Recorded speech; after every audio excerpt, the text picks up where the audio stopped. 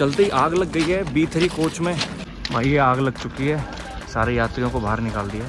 300 रुपये की टिकट की पर्ची कटवाई है शीघ्र दर्शन की, ऐसा कुछ टोकन सा मिलता है आपको। भाई करीबन 5 से 6 घंटे की वेटिंग है। बहुत ही बेहतरीन दर्शन हुए बाबा बैद्यनाथ जी के। यहाँ प्रशासन और लोगों में बिल्कुल भी पेशेंस नहीं है भाई, अंदर इतनी भगदड़ मचा रखी है ना। एक ऑपरेशन हुआ, आर्मी के द्वारा ऑपरेशन हुआ था हेलीकॉप्टर से। तो बताते हैं कि शेरों के साथ तपस्या करते थे। तो ये महादेव के चरण है आप बता रहे हैं, और इसके अंदर शेर रहता था। खोल के दिखाइए भैया। इस जगह पे हनुमान जी ने गदा मारा था। ये जा रहे हैं हनुमान जी के मंदिर। यहाँ बताते हैं 24 घंटे यहाँ कोई प्रकाश नहीं होता, यहाँ अंधकार रहता है, यहाँ कोई सूरज की रोशनी भी नहीं पड़ती। इस मंदिर को बनाने के लिए करीबन 9 लाख रुपए के आसपास लगे थे। तो अभी आरती होने वाली है। यहाँ पंडित जी बैठे हैं सारे, यहाँ आरती होगी। वेलकम बैक, एक बार फिर से स्वागत है आपका नए वीडियो में। तो जैसा कि आपने टाइटल और थंबनेल में देख ही लिया होगा कि हम जा रहे हैं अपने 5वां ज्योतिर्लिंग कवर करने, बाबा बैद्यनाथ धाम। हमारी ट्रेन है आनंद विहार से जसीडीह जंक्शन रेलवे स्टेशन की। तकरीबन सुबह 4:30 बजे हमें जसीडीह उतार देगी। अब देखते हैं अगर फॉग मिलेगा तो चांसेस है कि ट्रेन लेट हो जाए, बट होपफुली टाइम पे पहुंचे। इस ट्रेन के बारे में बताऊं तो करीबन 15 से 16 घंटे का सफ़र रहता है इसका। 3rd AC की टिकट बुक करी हम लोगों ने, जो हमको ऑलमोस्ट 1700 रुपये के करीब पर पर्सन का एक कॉस्ट पड़ा है इसमें। इस बार ही जा रहे हैं माता जी के साथ, उनका कल जन्मदिन है। कोशिश यही है कि जन्मदिन वाले दिन उनको बाबा बैद्यनाथ जी के दर्शन कराएं। तो चलते हैं आगे इस सफ़र में। अब मिलता हूँ मैं आपसे सीधा वहीं पे। भाई यार करीबन 35 किलोमीटर चले थे हम लोग, और चलते ही आग लग गई है B3 कोच में। आगे की तरफ धुआं निकल रहा है। भाई ये आग लग चुकी है, आग को बुझाया जा रहा है यहाँ पे, आप देख सकते हो। करीबन 1 घंटा हुआ था आनंद विहार से निकले हुए, और यहाँ ट्रेन में आग लग चुकी है। सारे यात्रियों को बाहर निकाल दिया है। भैया B3 कोच में लगी यार। तो पता चला ब्रेक शू में दिक्कत आई है B3 कोच के, उन्होंने ठीक कर दिया है अभी TT और सपोर्टिंग स्टाफ ने। होपफुली दोबारा दिक्कत ना आए। करीबन आधा घंटे का विलम्ब हुआ है यहाँ पे। चल रहे हैं अब सारे लोग वापसी अपने कोच की तरफ। तो गाइस अपडेट ये है कि ट्रेन हमारी चल रही है करीबन 2 घंटा लेट, और अभी आधे घंटे पहले हम लोगों ने प्रयागराज ही क्रॉस करा है। अभी टाइम सिर्फ और सिर्फ 11 बज रहे हैं। तो चलते हैं आगे, पता नहीं सफ़र और कितना लंबा और देरी भरा होने वाला है। जसीडीह से सिर्फ कुछ ही दूर है देवघर, एक ऐसा शहर जिसे लोग देवों का घर भी कहते हैं, और यहीं पर स्थित है भारत के 12 ज्योतिर्लिंगों में से एक बैद्यनाथ ज्योतिर्लिंग। कहते हैं कि यह वही जगह है जहां रावण ने भगवान शिव को लंका ले जाने के लिए तपस्या की थी, और शिव जी यहाँ स्थापित हो गए। तब से लेकर आज तक करोड़ लोग यहाँ आते हैं, मन की शांति के लिए, मन्नत के लिए, और कभी कभी बस एक स्पिरिचुअल कनेक्शन के लिए। अगर आप सोच रहे हो कि यहाँ कब आना बेस्ट रहेगा, तो सावन का महीना सबसे खास होता है। तब यहाँ लाखों कावड़िया भक्त पैदल चलकर गंगा जल लाते हैं और शिव जी को चढ़ाते हैं। लेकिन सच कहूँ, अगर आप क्राउड अवॉइड करना चाहते हो तो नॉर्मल मंथ्स में आना भी एक अलग ही पीसफुल एक्सपीरियंस देता है। थोड़ी थकान भी थी, थोड़ा इरिटेशन भी, पर मन में बस एक ही बात थी, जल्दी से दर्शन करने हैं। स्टेशन से सीधा होटल गए, फटाफट फ्रेश हुए और बिना रुके निकल पड़े दर्शन के लिए बैद्यनाथ धाम। कभी कभी सफर मुश्किल होता है, पर जब मंजिल इतनी खास हो तो सब ठीक लगने लगता है। अभी तैयार श्यार होके हम लोग आ चुके हैं बाबा बैद्यनाथ धाम में। अब दर्शन के लिए जा रहे हैं। हमने 300 रुपये की टिकट की पर्ची कटवाई है शीघ्र दर्शन की, ऐसा कुछ टोकन सा मिलता है आपको। और अभी चलते हैं अंदर की तरफ, देखते हैं दर्शन आपको करा पाएंगे कि नहीं। लाइन तो पूरी खाली लग रही है, मतलब कोई भी नहीं है। VIP लाइन में बस मैं और मम्मी ही हैं साथ में, और कोई भी नहीं है। भाई करीबन 5 से 6 घंटे की वेटिंग है अगर आप जनरल लाइन से करोगे दर्शन तो, और अगर आप ये 300 रुपये मात्र खर्च करोगे तो आराम से आपके दर्शन हो जाएंगे। आप सीधा देखो मेरे सामने जनरल लाइन चल रही है, वहाँ जाके मिल जाओगे। देखो ये सामने जनरल लाइन चल रही है और इसी में जाके मिल जाएंगे अभी हम। करीबन ये यहाँ से आपको गोल चलने के बाद आप वापसी यहाँ आ जाते हो इस जनरल लाइन में, एंड यही शायद मेन मंदिर है जहाँ पे दर्शन होंगे। अभी जा रहे हैं पूजन करने के लिए, पंडित जी साथ में है। बैद्यनाथ धाम के बारे में एक चीज जो मुझे सबसे अलग लगी वो ये है कि ये उन कम ज्योतिर्लिंगों में से है जहां आपको स्पर्श दर्शन का मौका मिलता है। मतलब आप खुद शिवलिंग को छू सकते हो और अपने हाथों से पूजन भी कर सकते हो। जैसे ही मुझे ये बात पता चली तभी मैंने डिसाइड कर लिया था कि मुझे यहाँ जरूर आना है। मंदिर में एंट्री करते ही आपको काफी सारे पंडा मिल जाते हैं जो आपसे पूजा और दर्शन करवाने के लिए बोलते हैं। मेरे पास भी एक कांटेक्ट था जिन्होंने मेरा दर्शन और पूरा पूजन करवाया और सच बोलूं तो एक्सपीरियंस काफी स्मूथ रहा। उस दिन मम्मी का जन्मदिन भी था और बाबा बैद्यनाथ के सामने उनका पूजन करना और स्पर्श दर्शन करना, वो फीलिंग शब्दों में एक्सप्लेन करना मुश्किल है। अगर कॉस्ट की बात करें तो पूजन का खर्चा जनरली 1100 से 2100 के बीच होता है। ये डिपेंड करता है कि आप कौन सी सामग्री और कितनी डिटेल वाली पूजा कर रहे हो। बस एक चीज याद रखना, इसमें पंडा की दक्षिणा अलग से होती है। दर्शन के बाद जैसे ही हम मंदिर के प्रांगण से बाहर आए, पंडित जी ने एक और रस्म के बारे में बताया, गठबंधन रस्म। मान्यता ये है कि यह रस्म खास तौर पर कपल्स के लिए बहुत शुभ मानी जाती है और कहते हैं कि इससे रिश्तों में मजबूती आती है और मन की इच्छाएं पूरी होती हैं। उन्होंने बोला कि अगर आप यहाँ आए हो तो ये रस्म भी जरूर करनी चाहिए। इसका कॉस्ट लगभग 500 से 1000 के बीच होता है। इस रस्म में पंडित जी आपको एक पवित्र धागा बांध देते हैं जो एक तरह का संकल्प होता है अपने रिश्ते, अपनी मनोकामना और भगवान के सामने अपनी श्रद्धा को जोड़ने का। चाहे आप कपल हो या अकेले आए हो, अगर आप किसी मन की इच्छा के साथ ये रस्म करते हो तो एक अलग ही शांति और सेटिस्फैक्शन फील होता है। हर महादेव, हर हर महादेव। ये बहुत ही बेहतरीन दर्शन हुए बाबा बैद्यनाथ जी के, जिसमें पूजन किया, सारा किया। आए हैं ये कैलाश प्योर वेज रेस्टोरेंट में। ये काफ़ी बढ़िया बताया यहाँ पे लोकल्स ने यहाँ का खाना, एंड काफ़ी बढ़िया भी था। मैंने पनीर पराठा और आलू का पराठा लिया एंड साथ में लस्सी, तो काफ़ी सही है। रेकमेंडेड है, अगर आप आ रहे हो बैद्यनाथ तो यहाँ आ जाना, कैलाश प्योर वेज भोजनालय में।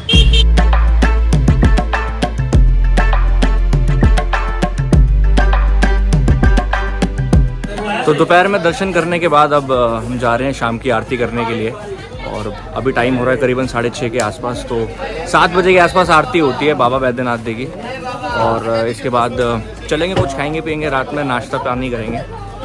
चलते हैं और आपको भी दर्शन कराते हैं बाबा की आरती के। तो गाइस यार, ये सिंह द्वार होता है। सिंह द्वार के सामने ही आपको ना शीख दर्शन कूपन काउंटर मिल जाता है, और जिसका समय रहता है सुबह 6 से 3 का, और करीबन 300 रुपये, जो मैंने आपको पहले भी बताया था, वो रहता है आपका इस कूपन का प्राइस। तो अगर आपको शीघ्र दर्शन करने हैं बिना लाइन के तो आप यहाँ पे आ जाएं और दर्शन करें। यहाँ से एंट्री होती है।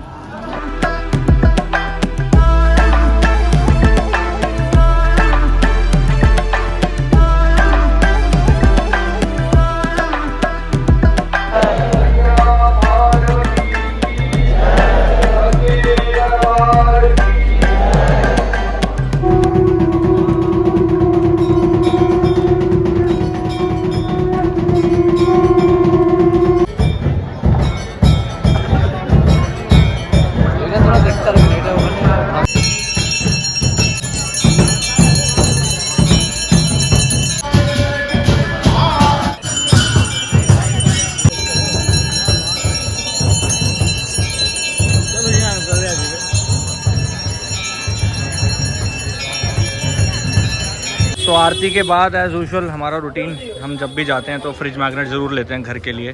तो ये कलेक्शन है जो हमारी चल रही है। किसी दिन मैं आपको अपनी फ्रिज की फ़ोटो भी दिखाऊंगा। तो ऐसे कुछ लिए हैं, 50-50 रुपए के पड़े हैं, 2 हमको, एक ये है और दूसरा ये है।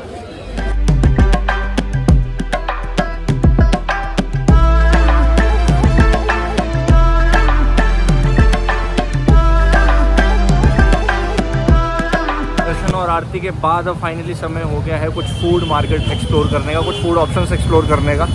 तो मुझे किसी ने बताया था यहाँ पे बनारसी चाट और वृंदावन और अनिल दही करके एक स्वीट शॉप्स हैं, तो वहाँ पे काफ़ी अच्छी मिठाइयाँ मिलती है अगर आपको मीठा खाना है। एंड अगर आपको खाना है चाट वगैरह, Banarasi Chaat house, the taste of Kashi. Pure veg है भैया, बिल्कुल है, एकदम प्योर वेज है, और काफ़ी सारे ऑप्शन मिल जाते हैं यहाँ पे, आप देख सकते हो। टिक्की चाट, दही चाट, सारे ऑप्शंस हैं। अभी हमने कराया एक पालक चाट, ये ट्राई करते हैं कैसा है। टिक्की के बाद कराई है कटोरी चाट, ये ट्राई करते हैं कैसी है, भाई की स्पेशल कटोरी चाट।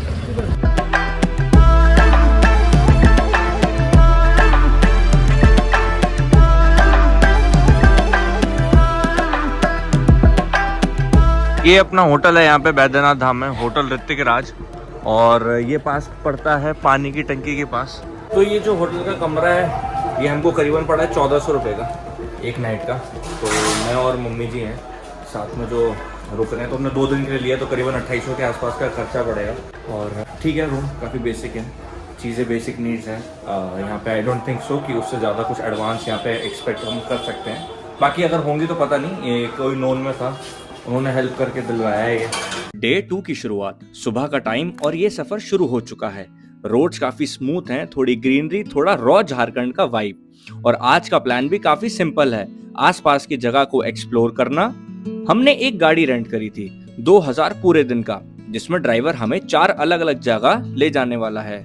और इस सफर का पहला स्टॉप है बासुकीनाथ टेम्पल, बैद्यनाथ धाम से करीबन 45 किलोमीटर दूर। और काफी लोग कहते हैं कि वहां के दर्शन तब तक पूरे नहीं माने जाते जब तक यहाँ नहीं आते। यहाँ भगवान शिव को बासुकीनाथ के रूप में पूजा जाता है। और एक खास बात ये है कि यहाँ शिव और पार्वती जी के मंदिर एक दूसरे के सामने हैं। कहते हैं कि यहाँ आके लोग अपनी मन की बात सीधा भगवान तक रखते हैं और सच्चे दिल से मांगी गई इच्छाएं पूरी होती हैं। अब देखते हैं ये सफर हमें कैसा एक्सपीरियंस देने वाला है।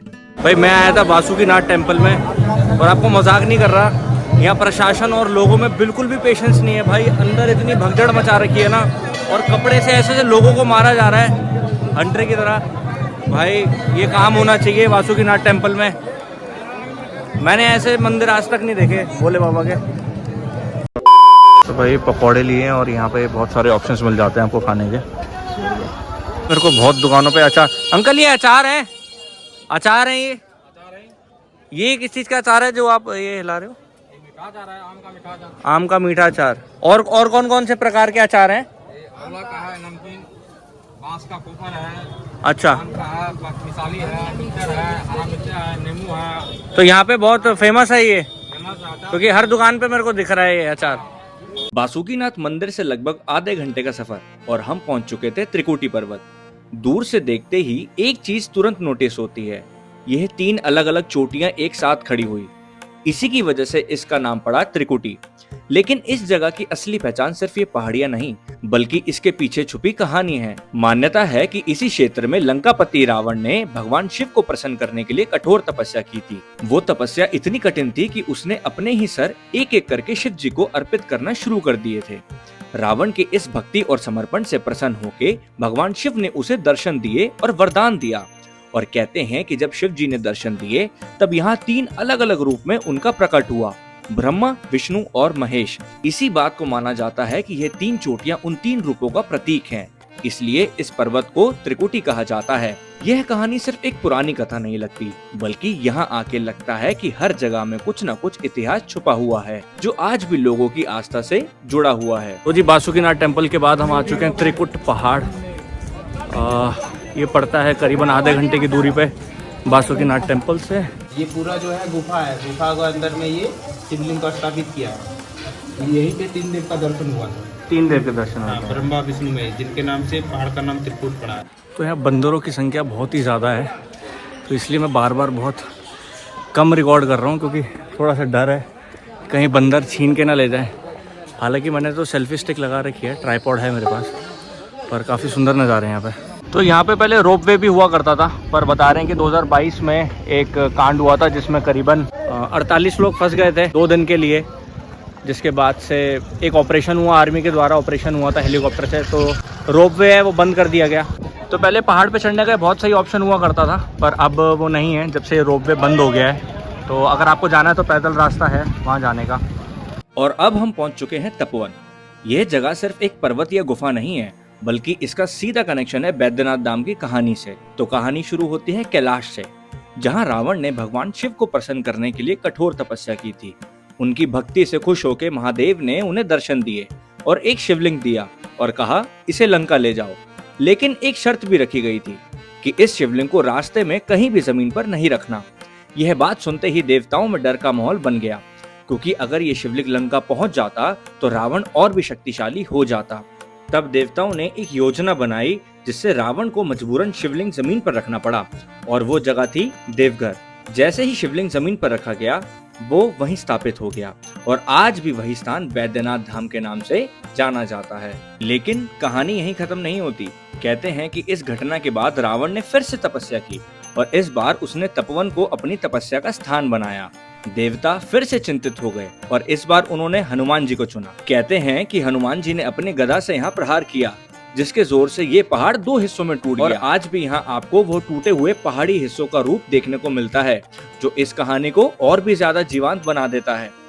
यह जगह सिर्फ देखने के लिए नहीं बल्कि समझने के लिए है कि कैसे एक एक कहानी के अलग अलग पहलू अलग अलग जगहों से जुड़े हुए हैं। तो ये हैं श्री श्री बालानंद ब्रह्मचारी जी महाराज और बताते हैं कि ये शेरों के साथ तपस्या करते थे और ये कुछ हड्डी वगैरह है, मुख है ना शेर का, मस्तक का हड्डी है जो इन्होंने प्रिजर्व करके रखा हुआ है अभी भी। ये हमारे कुछ महान पुरुष भारत के जो इस तरीके से इस तपोवन वैली में आके यहाँ पे तपस्या करते थे। ये कुछ गुफा है यहाँ पे, देखते हैं निकल पाएंगे कि नहीं। निकल पाऊंगा भैया? तो ये महादेव के चरण है, आप बता रहे हैं। लीजिए दर्शन कर लीजिए, महादेव के चरण है। और ये वो गुफा है ऊपर वाला जहाँ पे महाराज जी तपस्या करते थे और इसके अंदर शेर रहता था। खोल के दिखाइए भैया। यहाँ शेर के साथ तपस्या होती थी बाबा की। तो इस जगह पे हनुमान जी ने गदा मारा था अपना जब रावण तपस्या कर रहा था, तो ये फट के ऐसे दो भागों में बट गया था। और नीचे की तरफ गुफा है जहाँ पे हनुमान जी का मंदिर है जहाँ प्रकट हुए। यही फट के निकले और रावण का तपस्या भंग किया। बैठ जाइए सर, बैठ के मूर्ति देखिए, फोटो लीजिए मूर्ति का फोटो लीजिए, मूर्ति का फोटो। ये जो मूर्ति है बता रहे लगता है कोई झंडा सर।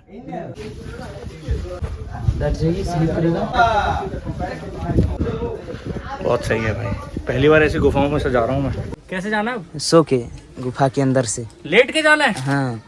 अरे भाई साहब, दोनों पैर लंबा करना है। पैर को आगे कीजिए और बढ़ते रहिए। जय श्री राम बोलिए। जय श्री राम। जय श्री राम। जय श्री राम। जय श्री राम। जय श्री राम।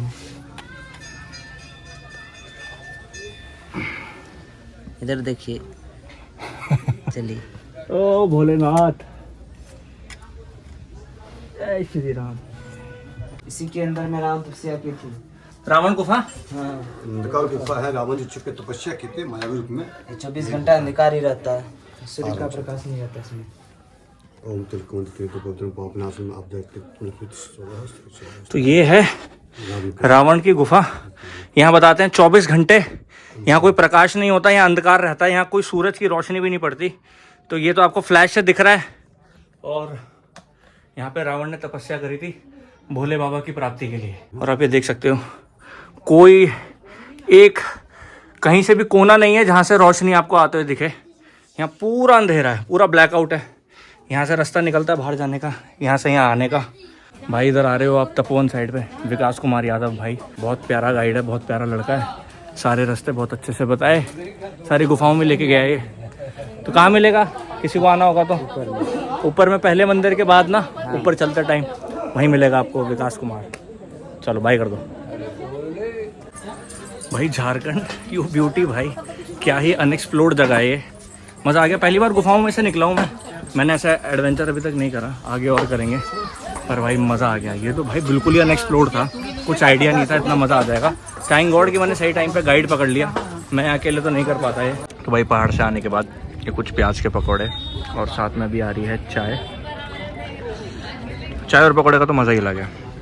सारे बाल एक तरफ, बट इन्हें क्या हो जाता है, ये एंटीना से क्यों बन जाते हैं यार? किसी को सॉल्यूशन पता है इसका कटवाने के अलावा कि बाल बड़े रहें और ये ऐसे घूमे ना? I need a proper solution guys. Tapovan के बाद अब आ गया हूँ मैं नवलखा मंदिर में। तो बताया जाता है कि 18वीं शताब्दी के आसपास ये मंदिर बना था और उस समय पे इस मंदिर को बनाने के लिए करीबन 9 लाख रुपए के आसपास लगे थे। तो जो कि उस समय पे बहुत बड़ी बात हुआ करती थी। तो ऐसा कुछ दिखता है, मैं दिखाता हूँ आपको। ये वो मंदिर है, काफ़ी पुराना है। तो इसी में करीबन 18वीं शताब्दी में 9 लाख के आसपास लगे, जिसका इसका नाम रख दिया नवलखा मंदिर। बहुत बड़ी बात है, 18वीं शताब्दी में 9 लाख रुपए लगाना बहुत बड़ा अमाउंट होता था उस टाइम पे। आज का करीबन 200-250 करोड़ आप बोल सकते हो, if I am not sure. तो यहाँ अंदर मंदिर में, नवलखा मंदिर में कृष्ण जी की मूर्ति स्थापित है। तो कृष्ण जी का मंदिर आप बोल सकते हैं इसको। तो उस समय पे कृष्ण जी की मूर्ति स्थापित करी गई थी इस मंदिर के अंदर। तो शूटिंग अलाउड नहीं है, इसलिए मैंने शूट नहीं करा। मैं बाहर से आपको नॉर्मली इन्फॉर्मेशन दे रहा हूँ। अब बताओ क्या कह रहे हो आप? मैंने आपको कहीं देखा था शायद। कहाँ देखा है? रील में? यस। हाँ है, एक चैनल है पीके अनप्लग्ड। वीकेंड भाई यहाँ पे शूट कर रहा था, रैंडमली एक भाई मिले हैं। भाई ने बोला हमें देखा है कहीं, तो रांची में भी अपने एक भाई मिल गए हैं। हाय बोल दो भाई आप सबको। देखना आपको मिल जाएगा, पीके एंड प्लट के नाम से है। यूट्यूब पे भी है, इंस्टा पे भी है, दोनों पे देख लेना, आपको मिल जाएगा। क्या नाम है आपका? अमन। बहुत अच्छा लगा अमन भाई, आपसे फिर मिलेंगे। चलो बाय बाय। बाय बोल दो। तो भाई एक फॉलोअर थे, फॉलोअर बोलो सब्सक्राइबर बोलो आप, यहाँ पे नौलखा मंदिर में हमको मिले। उन्होंने हमारा एक वीडियो देखा हुआ था सिक्किम वाला, जहाँ हम सिक्किम में थे, तो बहुत ही सही लगा। जब ऐसे कोई मिलता है इतने दूर शहर में, आपको बड़ा अपना सा लगता है। आपको लगता है कि जो आप काम कर रहे हो काफ़ी सही है, या फिर पता नहीं गलत तो नहीं है, पर ठीक है, एक ऑडियंस बिल्ड होती है आपकी जो आपको पहचानती है। काफ़ी सही। ठीक है अंकल जी।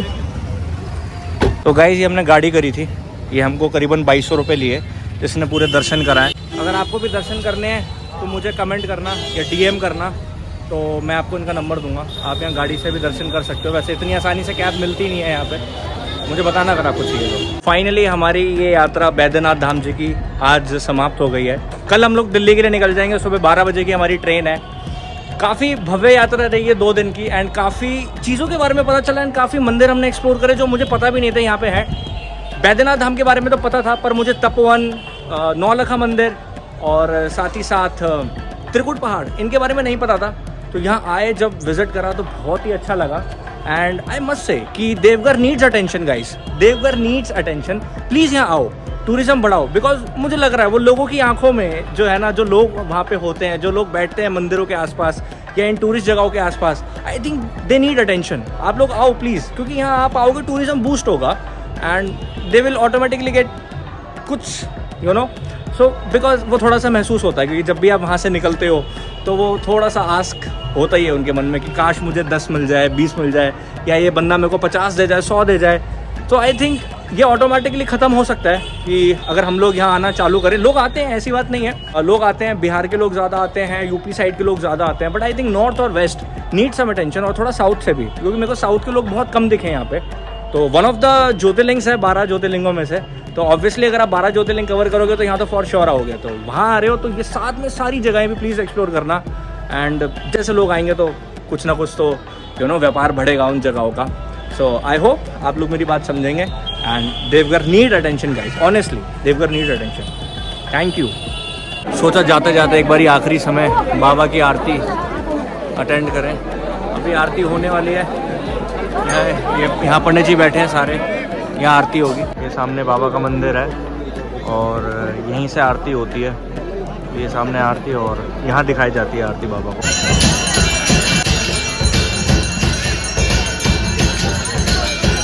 जय जय शंकर, जय जय शंकर, जय जय शंकर, जय जय शंकर, जय जय शंकर, जय जय शंकर, जय जय